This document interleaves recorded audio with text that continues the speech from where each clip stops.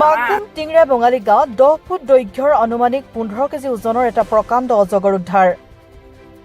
পথাৰৰ কাষৰ পথেদি এজন ব্যক্তিয়ে খোজকাঢ়ি ঘৰলৈ গৈ থাকোঁতে অজগৰটো প্ৰত্যক্ষ কৰে।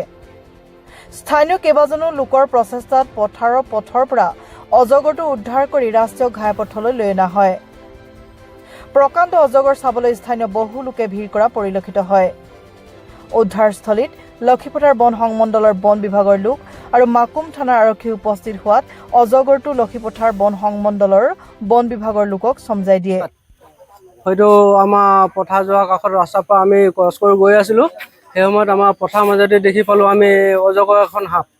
অজগৰ সাপ এখন মই 2-3টা মানুহৰ লগত মোৰ পিছফালে মই এৰি গৈ আছিলোঁ। তেখেতক মই মাতিলোঁ, মাতি পিনি তেখেতক ধৰি আনি আমি এতিয়া ৰাস্তাত লৈ আহিছোঁ অজগৰ সাপখিনি। আমি বন বিভাগৰ জৰিয়তে আমি লক্ষীপথাৰৰ পৰা জড়িত কৰি কিনি ফৰেষ্ট ডিপাৰ্টমেণ্টক আমি মাতিব সক্ষম হৈছোঁ। আৰু কিমান দীঘল হ'ব এইটো?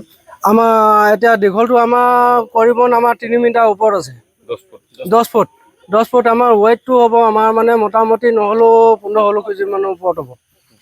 কিবা ছাগলী তাগলী বা কিবা হেৰি গঠন কৰিছে নাই? তেনেকৈ আমি আজিলৈকে তেনেকুৱা দেখি পোৱা নাই। হয়তো আমি ঘৰলৈ যোৱা অৱস্থাত আমি লগ পাইছোঁ।